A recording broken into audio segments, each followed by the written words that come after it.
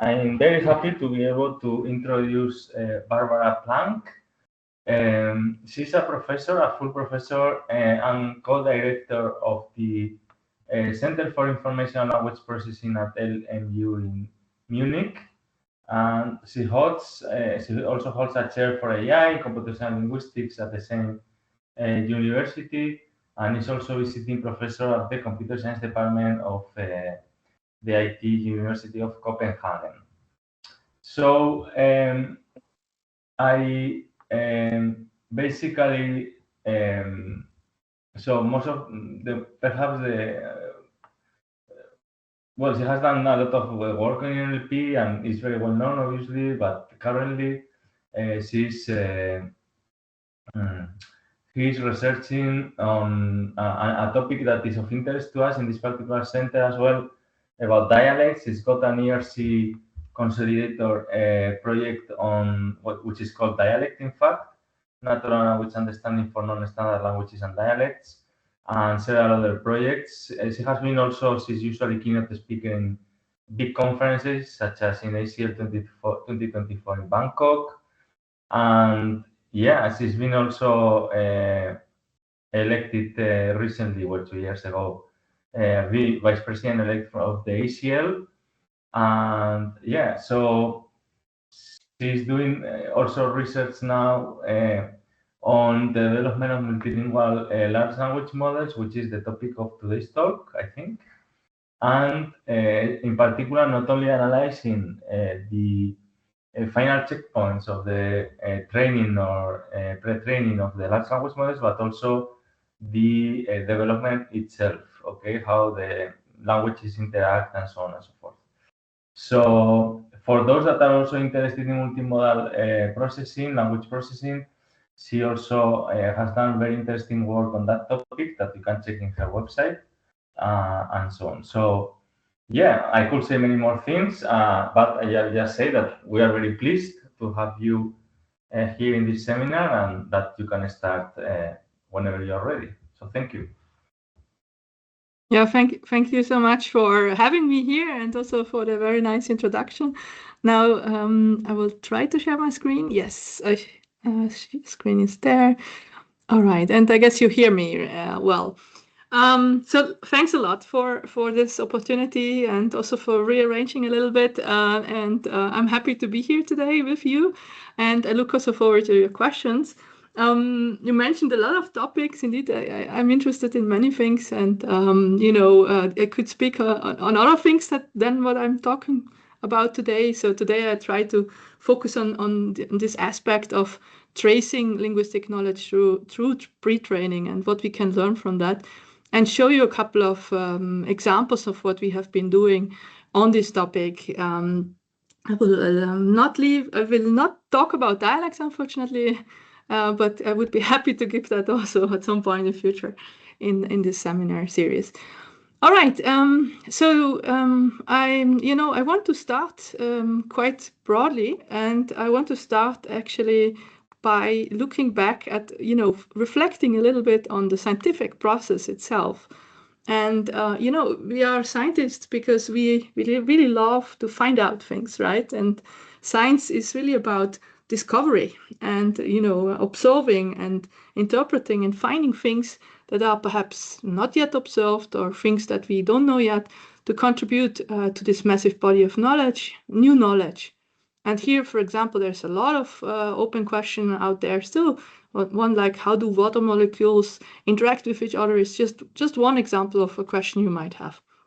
And so if you look at the process of science, it's really a process, right? If you think about it, you have some idea that you would like to test, but then you need to carry out and explore, and you need also to everything. You do this research, but then it has also impact on society, and you maybe get community also involved. And there's also always the question, okay, what is the impact of science, and what are you expecting to find, and so on. And so what I want to show you in this kind of picture here is essentially that you have an idea, and you are interacting with a lot of people, usually or steps in this process, most of it other times. And what I want to highlight is this is not really something that's linear, right? It's a process that is a non-linear process that changes all of the time. It's dynamic, and it's really, really iterative. You need to go craft your test, the idea or hypothesis, then try to set up how you can actually operationalize and test this. And then you might see, oh, I need to actually, I start here, but then I figure out I need something more, and I need to go back and refine my operationalization. So it's really, really this non-linear process. And if we zoom into this process a little bit more, it's really about, on the one hand, exploration and discovery. So we want to ask questions and find info, ask questions and look at observations, and in order to really explore and discover new things, right? That's one big part of the scientific process. And what I want to show here is that really there is so many ways on why do you do science in the first place, right? It could be because you want to develop a new technology, or on the other hand, you might be really just personally curious, finding out about something. And essentially, there's indeed so many routes that lead to science, right? And that's one piece of the whole process. But once you have your idea, it's really about testing this idea. And for testing the idea, you need to gather data and interpret data. And essentially, this testing a hypothesis is at its core, right? That's what we are busy with a lot of the time. So if you create data sets, or, in NLP itself, also if you do empirical studies, and so on and so forth. And finally, it's not, you usually don't do science just in isolation, but you do it in a community. And in this community is indeed the scientific community itself, right, as we know it. But it's also about, being this community to be then feeding back and maybe getting new ideas or new hypotheses or new, ways to test things. So it's really, science really, really, really deeply relies on the community, which is an important aspect. And finally, we are doing it for benefits. There is benefits to science, to advance knowledge, but in general, there's a lot of possible outcomes, right, that we might get from the scientific process. So we can think of science, not just doing science for, one's own sake, but building on this knowledge. And in the end, often it's even basic science is leading to some application that has usually some impact down the line, a social impact or whatever. So science is also nowadays increasingly also intertwined with society, right? Okay, so I told you now about the scientific process, indeed, but just maybe to make you think back on what we are actually doing every day. But you might wonder, okay, what does this have to do with large language model? And she tries to talk about LLMs here. And this is what I want to do today, is essentially bring this up as a nice analogy, because in a way, we can see building or developing LLMs nowadays really kind of analogous, right? There is this process. It's not a linear process, as many of you know who have tried to build or develop an LLM. It's really iterative, and there's many pieces that go into this. And in fact, let's look at this a little bit. So let's look at LLM development from the scientific process analogy angle. So again, there's many entry points into model development. So hopefully, that people come from different disciplines or different backgrounds, even how where you start from, and not just about, many entry points here. But indeed, the green part about testing is really central in LLM development. So variation and iteration are key to process or to advance or build LLMs. And model development is also, I talked about the community before, but here also it has become something that's nowadays deeply and should be deeply collaborative, that we build together LLMs with indeed many different people involved, because it has become a task that's not something very easy to do, right? If you think about the fully fledged LLMs. And finally, we all know now that LLMs are so intertwined with society that we are having here an object that we study or we develop that has really, become something that's really used by society and has an immediate impact on what we're doing. And that's very different from the time I entered the field, where we were, as a community, as computational linguists, very much still focused on making systems that understand language for the sake of understanding language mostly, and not yet having, there were areas that had more direct impact, but not this impact that we have now as a society at large, as a community at large. All right, so I hope I made you now. I showed you this kind of analogy, but I would like actually go to the question of today's talk, and that's actually looking at multilingual LLMs to the large part of this talk, and looking how do they process language. And if you think about LLMs, they are typically, we have lots of pre-training corpora that we use in order to get an LLM. We're training an LLM.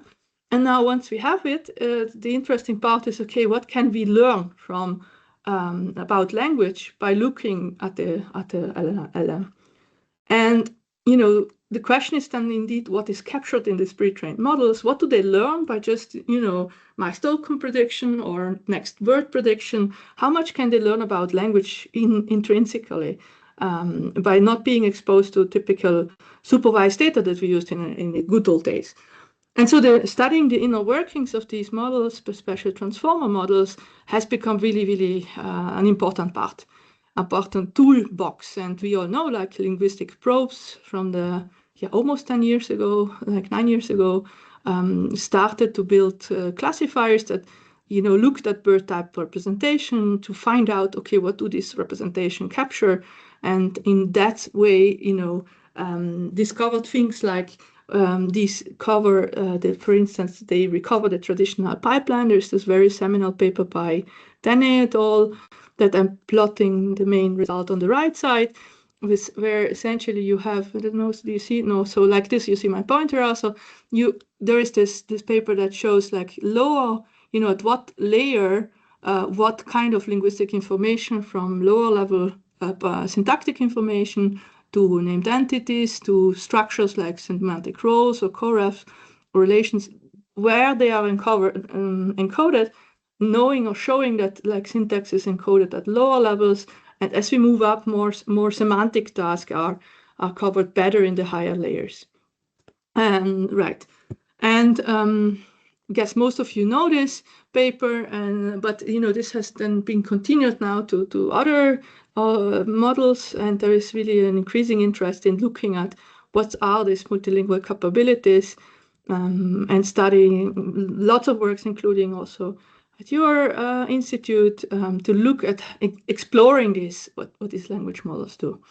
And so here I just point out a few. The literature is really large, but what I want to highlight is a lot of the times these works were focused on the last checkpoint, essentially, the final model that you get from the pre-training objective.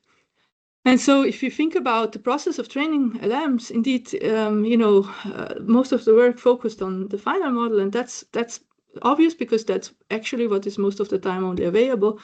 And but in the process of training a large language models, we do get these snapshots or checkpoints throughout training. And so it's very interesting, what can we actually learn by not just looking at the final model, but throughout, enlarging this view over the time and the training dynamics throughout pre-training. And that's the question I want to focus on in the rest of the talk now. And so the question becomes, how do multilingual language capabilities, for example, emerge? Or how does linguistic knowledge emerge during the pre-training process? If we now have these checkpoints, we get a window into, okay, how do the final representations change and what do they capture throughout training, and how do things interact? And so this is a very interesting question that has been asked, for instance, by Tara Blevins has a nice paper on XLMR. or the paper by Wong on Bloom, where also checkpoints were available there on indeed again on a cross-lingual alignment perspective, or later on also Yi Hong here from CIS looked at factual knowledge acquisition in pre-training by looking at Olmo checkpoints. Very little downside is that that's not really a multilingual model, but still it was one of the models that's available. And that's also a little bit a limitation of this kind of sub-line of work, because not that many models have their checkpoints yet available, unfortunately. And so let me get now into the rest of the talk. I would like to show you essentially a couple of studies from my lab, from current or also previous PhD students, and give you like a set of methods that might be perhaps interesting to some of you to look at. And they are very different. So I go back essentially to encoder-based models, and then in the later stages cover decoder-based models. So let me go first into the spectral probing paper. And so this is work by my former PhD student, Max. And we were interested in, multilingual representations, or essentially what do multilingual encoder models encode, essentially, and looking at a different angle than what probing typically did. And so we were looking at, indeed, we were very inspired by a paper by Tamkin that came out 2020, with this motivation, and that was only for English, but the motivation is essentially that you have, language is units at different timescales, right? You have words, you have then syntax. You can think of these as, timescales that vary, subwords, phrases, smaller units and bigger units, essentially. And Tamkin proposed to see, in fact, language through a prism, and suggested spectral filters. So what do I mean here? You essentially have your, representation, or let's see here simplified, you have one wave, and you essentially run it through a prism and try to decompose it into different waves that make up the signal. So you have waves that are lower, like longer waves, and high frequency waves, and they together make up your input signal, so to say. And so the question they had is, at what time scales is star-specific information encoded in monolingual embeddings? And so they were looking at English, say, and at the embedding layers for the words, and then looking through them, through the single dimensions, running in through this prism filter in order to find out what are low, high, or middle waves, so to say, to encapsulate this information. And they did this by hand coding filters, okay, which bandwidth to use, and on English. And so we were interested, okay, can we actually extend this by, multilingual representations? And can we see whether task and language-specific information is encoded in monolingual and multilingual embeddings at the time, but by learning these filters, not by hand coding them. So we proposed spectral probing, where the idea is to extend these prism filters from Tamkin to automatically learn essentially a weight over these task frequency profiles. And so how does this work? We essentially, given a sequence of embeddings that you see here on the, on the lower side, you essentially try to compose each of the dimensions into this with this transformation into the waves that it makes up with. And then you learn this weighting, like the weighting function, the filter that you learn, in order to then apply it back with an inverse transformation and apply it back to the, kind of filter your embedding space, so to say. And this is nice because now we have these kind of filters that we can try to interpret. And so we first replicated Tamkin's experiment. So they focused on English and 2 probes. They tried to automatically or manually to look at part of speech and topic classification, and they had these manual filters from low to high. And then they essentially, we compare those manual filters to our learned filter, and then this is what we got. So the original paper you see here, this is the part-of-speech tagging accuracy, and here the topic topic classification results. So essentially what we did is try to replicate their findings, and finally learn our, this is how good are these then to predict this information. And okay, there's someone. How good are they at predicting it? So we are getting very close to their original if we do this learned or outperforming their original manually defined filters. But what's more interesting, the accuracy is not so interesting. What's interesting to note is that, for example, part-of-speech tag, which is uses the whole frequency spectrum, right? So you see a lot of information from low bandwidth, middle to high bandwidth that's used for part-of-speech tagging, versus if you learn a task like topic classification, it's mostly about low frequency. So that's enough to do this, or that's very encapsulating information about the task a lot. So makes sense, because this is a very token-based task, and this is more like a higher level semantic task. So these frequency profiles show this, as has been already shown also in the manual encoded feature bandwidths, essentially. And so spectral probes confirm low frequency. These long waves carry more topical information, possess more high frequency information, but it needs more. Sometimes, you can think of it, the decision of a part-of-speech tag is very localized, but in some cases you need still, to disambiguate and more of the context to do it successfully, so to say. And so these learned profiles are interesting in that they replicate earlier findings, but importantly, we do get these nice frequency profiles we can look at. And so the interesting question is now, indeed, this more fine-grained frequency profiles. The interesting question is now, how does it look over different languages and different tasks? So can we compare tasks with these frequency profiles now, and how robust are they over different languages? And so we here show how essentially these comparing these frequency profiles for different tasks, and you see that they are more closely in like part-of-speech dependency. They are closer to each other than the semantic task. They cluster into these two categories quite nicely. While on the left side, and on the right side, you see that how similar they are actually over languages, and you have diverse languages in here, and they are quite similar actually. So they are quite robust even across these languages.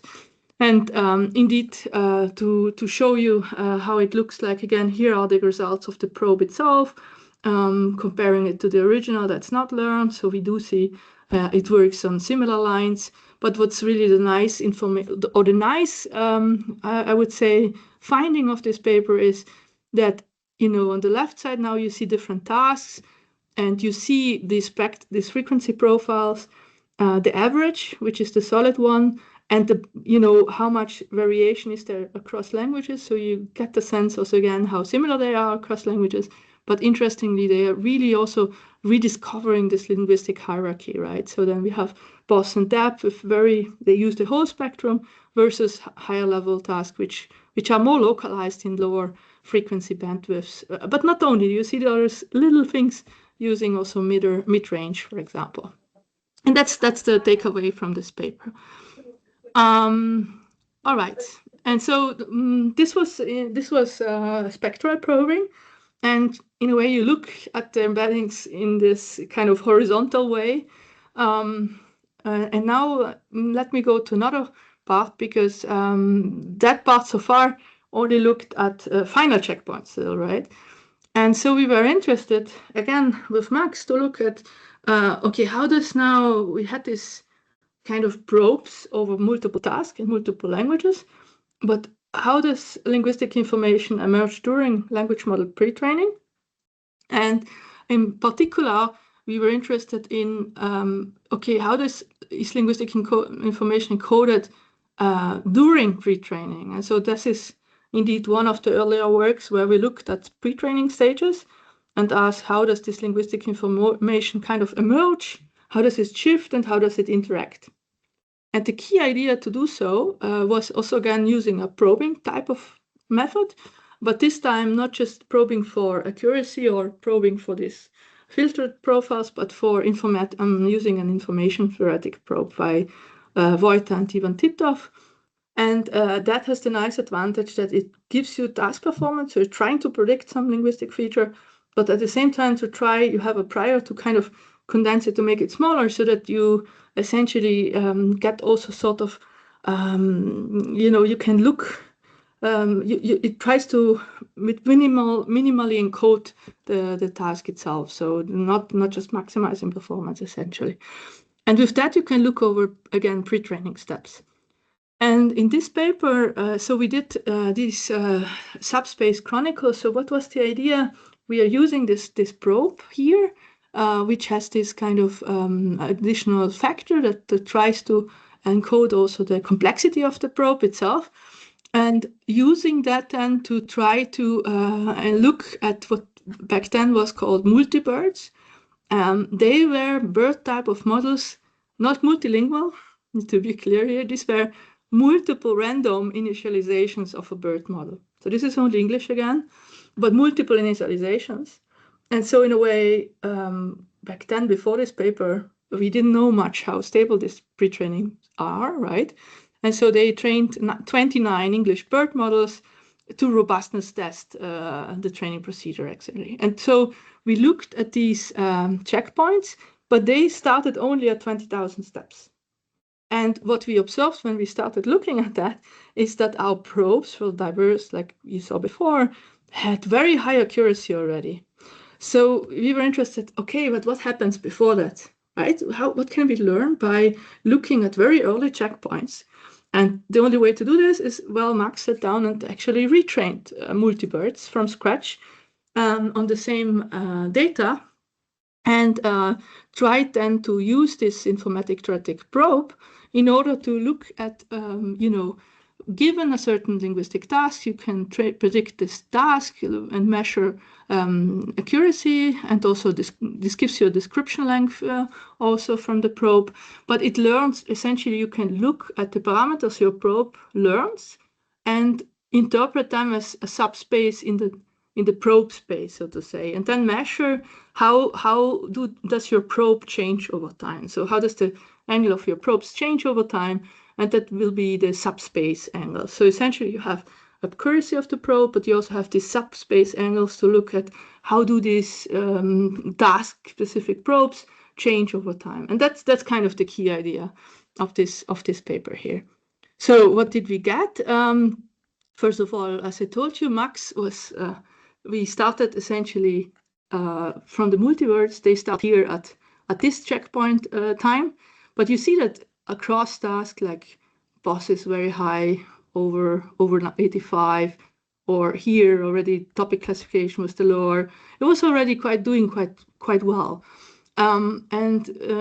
This is then the reproduction of the multibirds, and surprisingly they align quite well with the original multibirds. So that is where we can, we were quite confident. Okay, we got similar models back that we can now look at. But the interesting part is that really a lot of the learning happens much earlier. You see that it's quite flat, but then suddenly between here and here, the performance goes up. So the learning is really happening at that stage for most of the tasks. Some are a bit later that, you would not see, or some are really flat. So this gives you, in a way, a window into models by looking at these early checkpoints and when things are learned, essentially. And so now we did indeed look, this was performance that we just looked at, and we found that there is this critical learning phases much earlier in the training process. But what's interesting besides that is also how do these subspace angles, how do these probes that we learn, how do they change? How do they shift over the training procedure? And what's interesting is actually, if you look at the subspace angles, a lot is going on in the representation of this probe space. So while in accuracy you might not see much change for task performance, we observe that the probes themselves are changing quite a lot, while at the same time, their complexity is also going down. So the probes are, so to say, learned, and at that time there's still a lot going on. Even though if your accuracy stays almost the same, then there is probably still sometimes there's still other parts of the puzzle essentially moving around, and that you can learn on how these tasks evolve over time. So you can also look again at the subspace angles here. They are plotting over diverse tasks and how they change. The more light they get, the more similar they get. And again, this is information that you can get from this looking over the training procedure. All right, so this was like I would say, good old encoder times, which are, in my opinion, still very valuable, but are also easier to look at. But in recent times, a lot of interest is also becoming into the coder-based models and multilingual models again. And so now I want to talk about a bit, this was still, so to say, we moved from encoders, look at multilingual representations, then moved back to English at the time dimension, and now let's try to bring this all essentially all together. So how do multilingual language capabilities emerge? Prior work has found that there is there's these shared concept spaces that emerge and exist essentially. They exist essentially, but we were interested in, again, how do these spaces develop during fine-tuning, during pre-training, and how do models use them? And so this is work now with my PhD student Felicia, and Max was also collaborating on that, and Anna Koronen, who is co-supervising Felicia. And we were interested indeed analyzing pre-training checkpoints of the coder LLM, and we got access to the EuroLLM checkpoints, and then using interpretability methods and essentially activation patching, which I will show in a second, but also again at a much more finer grained evaluation than has been done before. So we try to use a causal interpretability method now and try to analyze, how do language models in multilingual language models now, or how does this multilingual language model translate concepts? Like you have here a flower, and you would hope that there is some shared representation where the flower concept is encoded in the model, so that it's a matter of, you have a source language as input, like say English, and you have a target language as output, like Blume in German or Fleur in French. So you essentially prompt the model for translation of concepts, in this kind of word translation task. And now, how does this work? This is now essentially building upon Wendler et al. Prior work that has shown that we can essentially prompt language models, like from a concept here is expressed in like mil in different ways, and we ask it to translate it to say different output languages, and we collect then the activations in the model of these concepts over different prompting strategies or different language pairs essentially. And so we would hope that then the average of these activations is encapsulating your prompt, your concept, like mil now.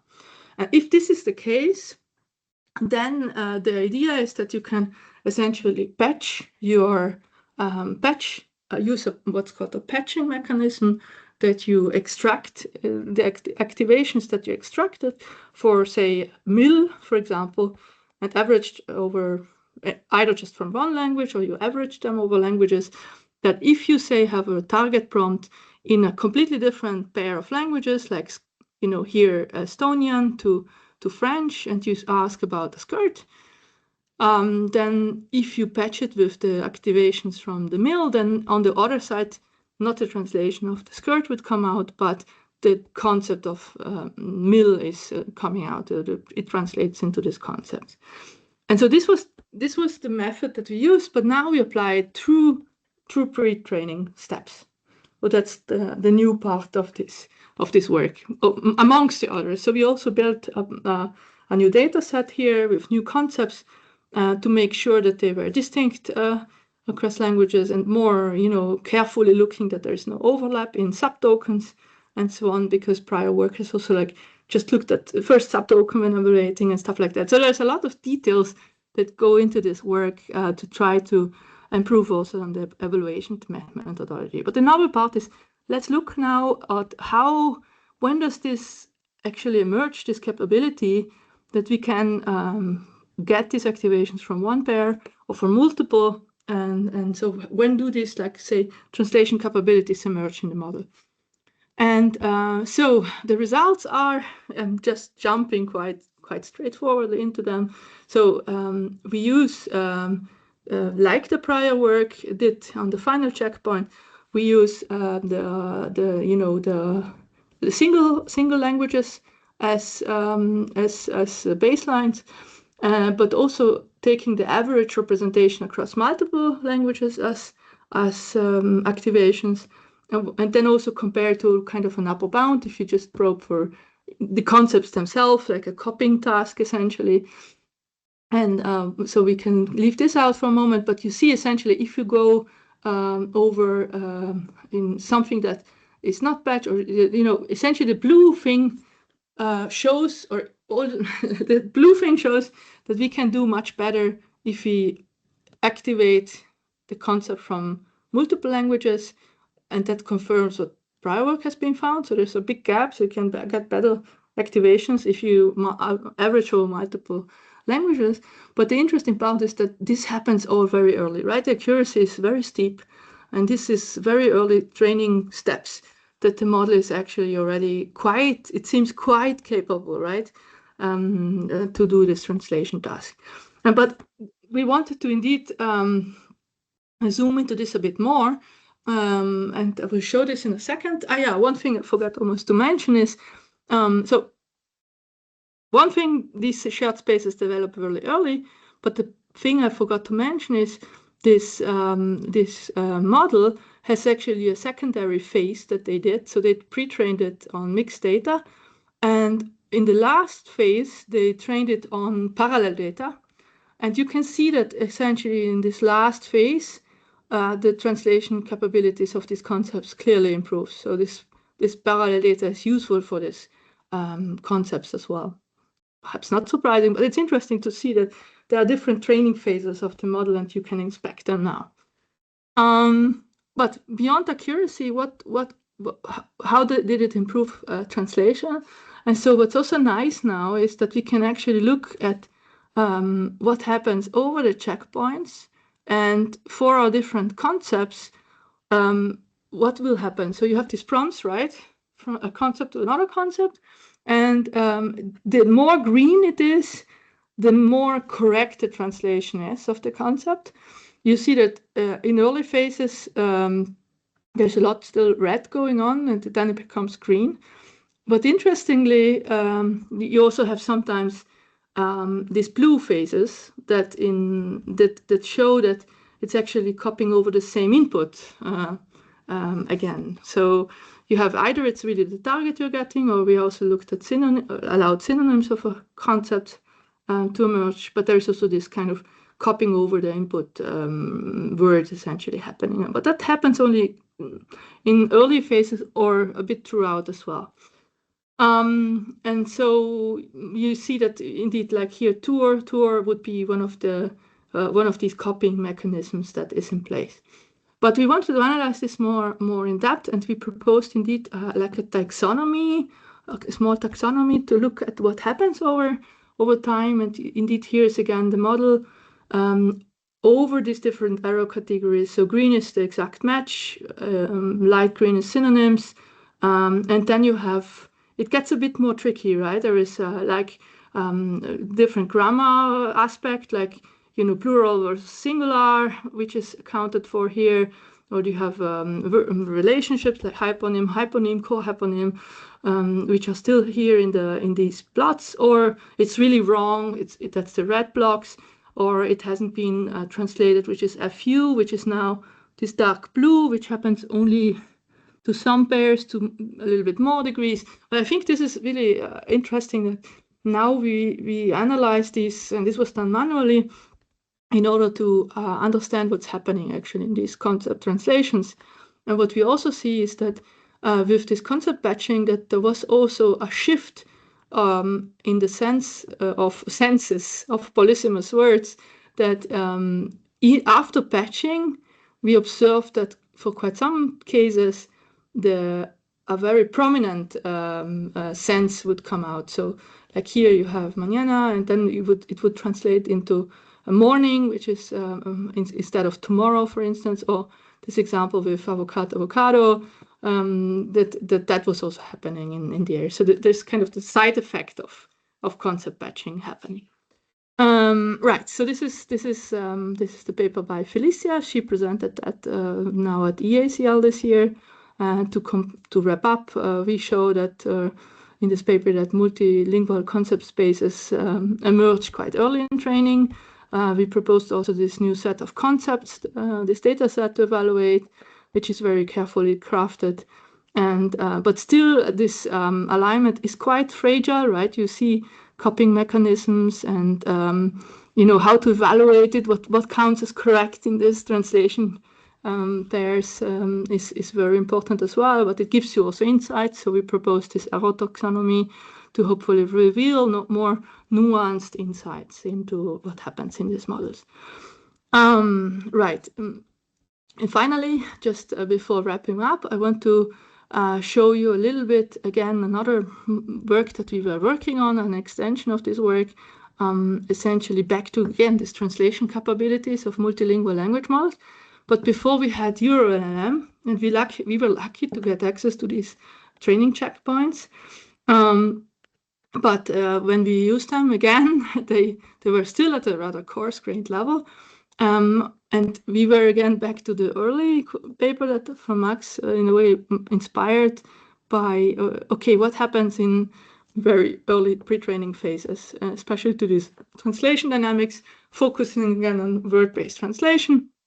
But again, there is not, we wanted also have a model where we could then try to not just do behavioral studies that I showed you now. We essentially looked at output behavior and tried to patch, so intervene causally inside the model in order to, again, look at the output behavior. But here we wanted to essentially have full control over the model and everything, also the data that was trained on, because it's very difficult, right?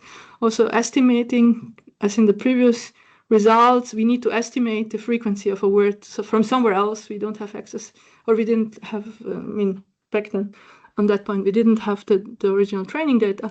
So what we set out is essentially look at a model's output in the internal behavior, but for a model that we trained ourselves. So this is work by Felicia together with Maria and Florian, who's also a PhD student here in the lab, supervised by Michael.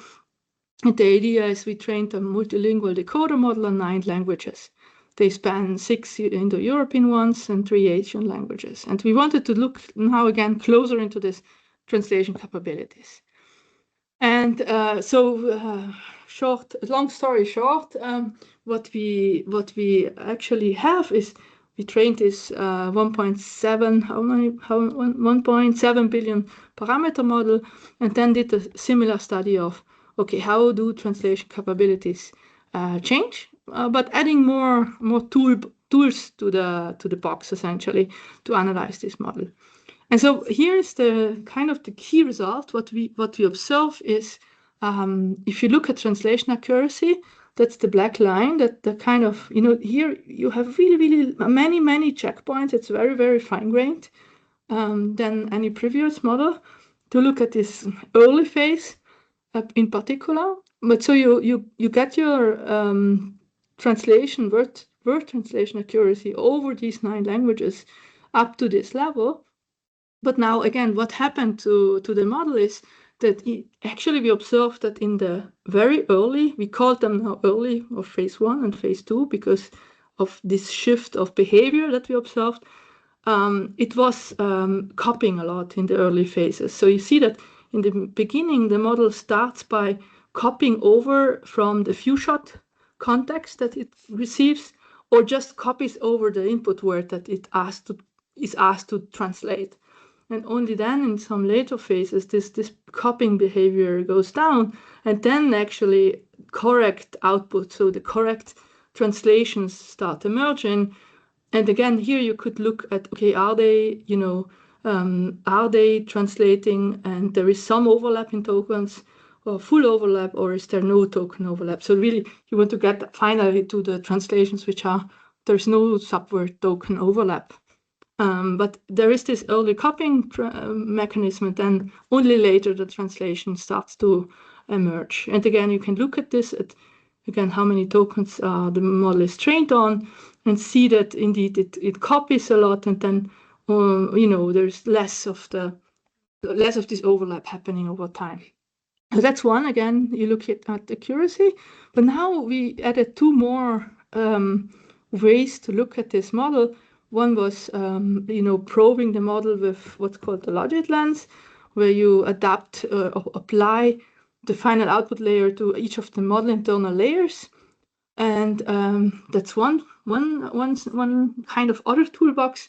And what we looked at then is, okay, if you look with the logic probes and look at the probability of a word, whether it's actually a translation or it's just a copied word, and if this is the translation probability is higher than its read, if it's actually just the copying probability of the word of the probability of a word that's copied, that's blue, you actually see that this behavior is quite surprisingly stable over the model, that you do have a lot of translation. The probability of the words to be translated is higher in upper layers, while there are some layers that keep kind of this, the copying word is more prominent in the model representations, and it keeps quite stable over training time. So that's interesting finding that you can get by looking at the logic lens to try to again understand where in the model this copying behavior is essentially a little bit situated. And finally, we also added another interpretability tool, and that's explained. That is a toolkit that Florian has developed, and that is the results are in the paper. But essentially, it allows you to look at the model again over time, but you can really attribute. So it gives you influence functions over, the model component, what components are heavily activated versus the loss over training versus actually attribution to training data. And by that, we found that, for instance, in early layers, attention layers, if you look at model components, are heavily activated in the copying mechanisms. But yeah, we have some results in the paper, not like the full study because this is work in progress, but by complementing, say, task accuracy with logic lens and explained, we try to look at this phenomena of translation and copying behavior from different angles to try to understand what happens in this multilingual model that we trained. And with that, I'm coming to an end. So to wrap up this talk, I wanted to, I started quite broad, right? I started with science as a process. It's a collaborative effort, and I wanted to bring this up as an analogy to LLM development, which is also a process, but particularly to take it as an inspiration, not just as what you're doing every day, hopefully, if you have time to do science, but most importantly also as an inspiration to look at LLM, training dynamics. In this particular talk, I focused on pre-training dynamics. You could look at other training dynamics, right? Post-training, whatever. There's a lot of things to be done which are interesting to look at. And I think these will be really interesting insights that can help us in future understand language models better and so on. But also understand tasks. So, like, for example, I've shown you spectral probings encapsulate very richly task-specific information, and they are quite generalizable over languages. And we also saw that shared concept spaces emerge very early in training, and we also saw this kind of copying behavior that emerges early on in the training. And so studying this training dynamics can really maybe also give you new ideas for investigation. And I was indeed, we were motivated by looking at this also in a way to hopefully find ways to, in future, train more efficient and more inclusive models, especially for low-resourced languages. I haven't really talked about that in this talk, but I think this would be an interesting idea or interesting direction to carry out, leaving many more open questions than answers. But for that, I think a really important message also is that we do lack still fine-grained checkpoints. And here I would like to put forward a call to release more model checkpoints. If you're training models, please consider releasing also checkpoints. I think that would be very helpful for future research on language model development. And with that, I'm at the end of the talk, and thanks a lot for inviting me to the seminar.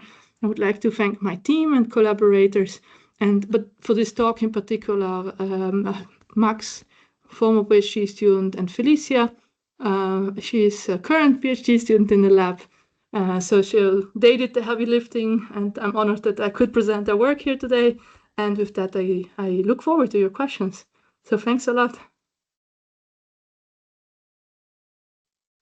Okay, thank you very much, Barbara. That was a great presentation. So we have some time for questions. Yes.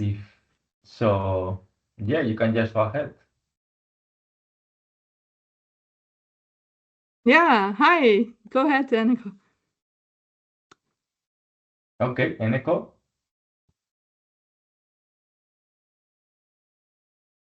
We cannot hear you.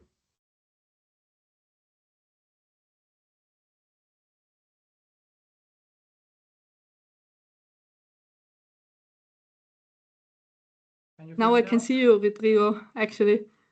Yeah, we can hear you now. Okay, sorry about that. So yeah, thanks for the presentation.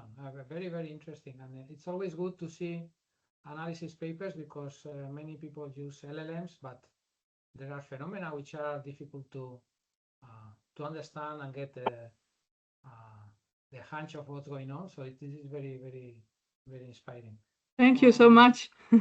You mentioned that the alignment in the early phases is quite sensitive, right? So you could actually break it later in the training process. So I was thinking on all the post-training phases, which are actually, they do a lot of additional training.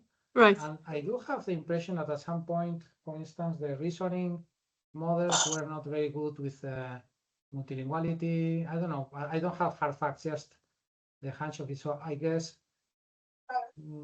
that's a hypothesis that they had to do something for not to break this multilingual alignment. So do you have any intuitions or any ideas about this? Yeah, that's a very good question. So we now looked only at the pre-training stage and not yet at.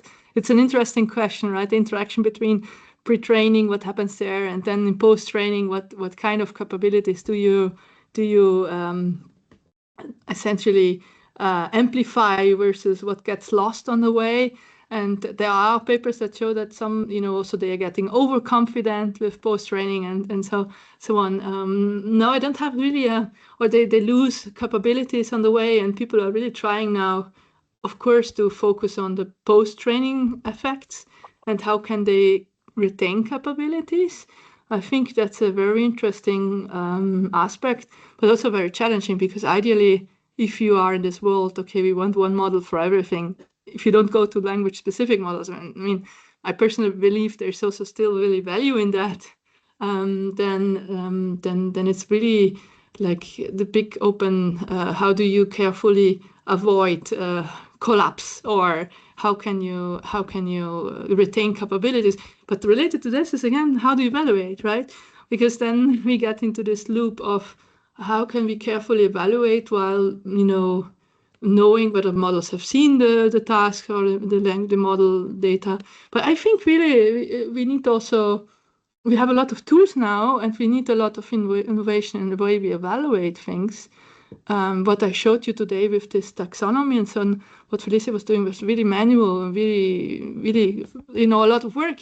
And of course now there's also this interesting other aspect. We can use LLM as a judge, and what does that mean? Because they're also instruction tuned, and how many capabilities do they retain? I think there is we need to, in a way, I would be very interested to learn more about language model capabilities at really coarse but also very fine-grained levels.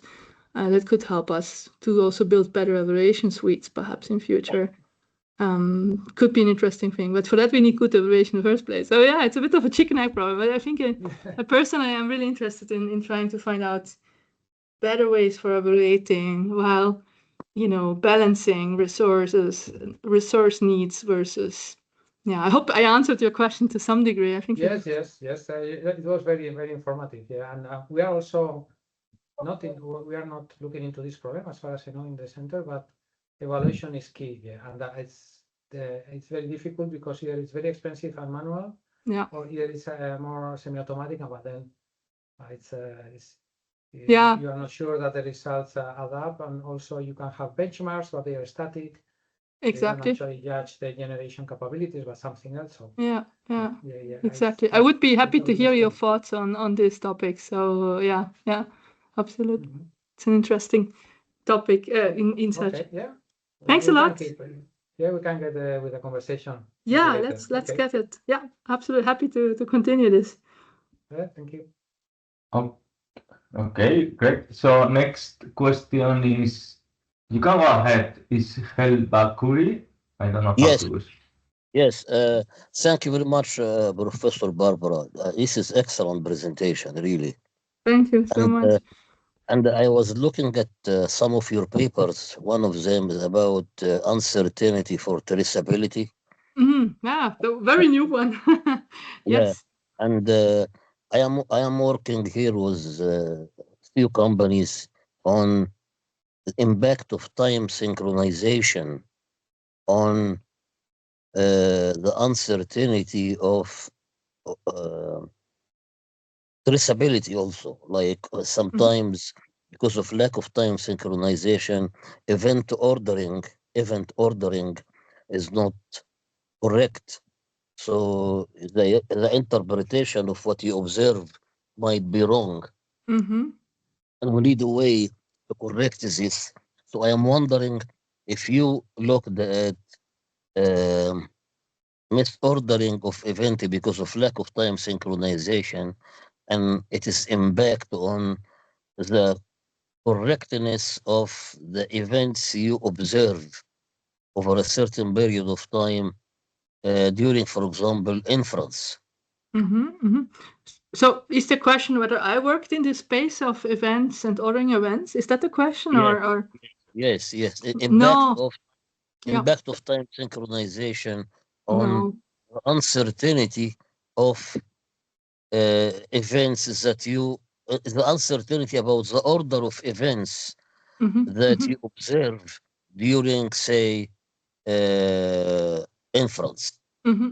Yeah, not in this particular application domain, but indeed with the collaboration, or with this was led by students, a former student here from us, who is now in Copenhagen, and a collaborator, and they worked on this traceability, like tracing uncertainty. And the idea is very appealing, that you're trying to essentially look at traces of uncertainty in confidence and try to quantify that with simple features. Yes. How does the probability shape change, and can you essentially use this information to predict errors or not? And there is, we found so that's Niels and Bertram, that uncertainty profiles, how we call them, so like you can think of them as good old features in traditional machine learning that try to describe your phenomena. So you have, if you do inference, you can get the tokens, but you also can get, uncertainty estimation. There are several techniques, but with this information, then you try to encode how can you encapsulate this as features, describe it as features, and is this predictive for whether a language model gives you the right or wrong answer in quite, let's say, like math reasoning, quite objective task, right? And there is, with these uncertainty profiles, there is signal for correctness in such reasoning tasks, and I find this very interesting. And that's, you mentioned a paper that's currently under submission, actually. I hope it will make it, and yeah, it's an archive, preprint is there. So if you're interested in that, happy to. Yeah, it is also related to causality, you know. Yeah. What caused what? If you get things misordered, you don't know what events caused what other things. And so, but what is the name of your student who worked on this in Copenhagen? No, that's a former student. So he's called Niels, and he is now a PhD student in Copenhagen. He's a former master student of ours here, essentially. Yeah. So if you can connect me with him or put his name, I can communicate with him. Yeah, you can. If you know the paper, he's the lead author on that, the uncertainty trace. Yeah. He's one of the authors? Yeah, he's the lead author on that, so you can reach out to him. Yeah. Got it. Thank you very much. Yeah, you're welcome. Thank you. Great presentation anyway. Thank you so much. Okay. Any more questions? No? Okay. Since I have questions, I was looking forward to this presentation, so I have a question I didn't think about until you mentioned it. Yeah. And then one that I more or less wanted to know your opinion anyway. So the first one is, yeah, I mean, how can I say this? So have you worked or thought or tried to investigate the implications that the results of your analysis may have for, to maybe design better pretraining objectives for multilingual models? This is one question, and related with this, whether you are trying to apply or analyze also the implications that your work has, especially the shared spaces, for doing analysis with low resource languages. Yeah. Which in our group, obviously, we are very interested in. And then something I didn't think about, it was that you mentioned in the answer to an echo, it was the use of LLMs as a judge can you develop a little bit more at this point? Yeah, happy to. So to keep the first answer is quite short. No, I haven't really thought or fleshed out this idea. I think it's an underlying motivation to let's use these insights from training dynamics to hopefully craft future better objectives that we can, or objectives, or other sorts of signals that we can use to improve language model training, especially for low resource languages, right? When do they share? But I think there is, we haven't worked on this yet, so we were more like now on the analysis side, but I do think it has implications and could lead to new directions, but it's a big open question. The second question was, what was the second question now? It's about Judge LLM that you mentioned in the answer to Neko. To develop a little bit more.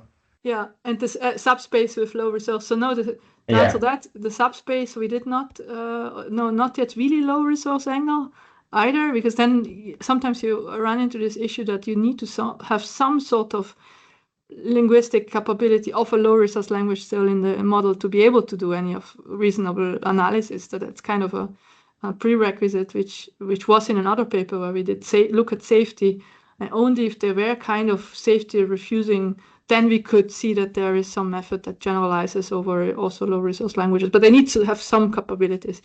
So that's a bit of a trick, but I think it's an important direction. You're also interested in, Felicia is now also working on non-standard languages, and and what does this mean for those which don't have an orthography and so on, or dialects would be a next step. No, LLM as judge is really like, it's used a lot nowadays, right? Essentially using an LLM for evaluation, judging the output, like the task we did manually, you could automate, right, with an LLM. But that's also a bit of, how reliable are they in certain situations, especially for low resource languages? I'm sure there is work right now that's being done on exactly that question. This would be an obvious next thing. We did a study with LLM as a judge more broadly between open and source, with a big collaboration effort between open and closed source models, because some people were essentially saying, well, why would you look at open source models if there is the closed source models which are much better? And then we started entering a big discussion, and I'm a big proponent for open source models, while others were clearly more, okay, use closed source and you're fine. But essentially the result of that paper is there is no winning system for any task. So there is no LLM judge that's the best for everything. It's really task specific. And at the same time, for low resource languages, it's an interesting question: to what degree can you use them? And yeah, it's again, I think there is work for sure already out there, and if not, then very soon, that looks at LLM as judges in a multilingual low resource angle. But the interesting question, the interesting question is maybe what are also understanding when not to use a judge, right? Yeah, I mean, in fact, just to mention one point about your answer is that we are working on, in fact, and we have a paper in review on what it takes to develop a good multilingual judge. Okay. Great. But it's not published, it's just in review. So specifically the issues there with the training data you need. If you don't need training data, what to do, especially for low resource languages, but also we evaluate for English and Spanish, for example, but also for Basque. And like you say, it's not that they are not winners, it's that it seems that in order to have a good judge, you need to really work very close to the domain you are evaluating in. Otherwise, on the language you are evaluating in, otherwise it doesn't work so well. Which is more or less what you said, is that you don't have an open weight good judge LLM that you can use for anything. It doesn't work like that. Yeah, exactly. At least, sorry for interrupting, but I'm looking forward to your paper, because I think this is information we need, or when does it work, when does it not work, but also importantly, and luckily this is changing, people use judges and then don't evaluate judges, and that's really at least if you have some way or some manual verification of how good your judge is, it's also super important, and people are increasingly doing that, luckily. Yeah, indeed. Okay, so we'll have it very soon in archive, so I'll send it to you if you like, and I welcome any feedback, of course. Yeah, please do. I'm looking forward to read this paper. Yeah, thank you so much. And thanks everyone for chiming in, and also for the interesting questions. And it would be really nice to see you all in person there, but that's hopefully for another time. So thanks a lot for the invitation to speak here in this seminar. Thank you. Thanks for organizing. Bye-bye. Bye-bye. Have a good day. Bye-bye. Yeah, thank you.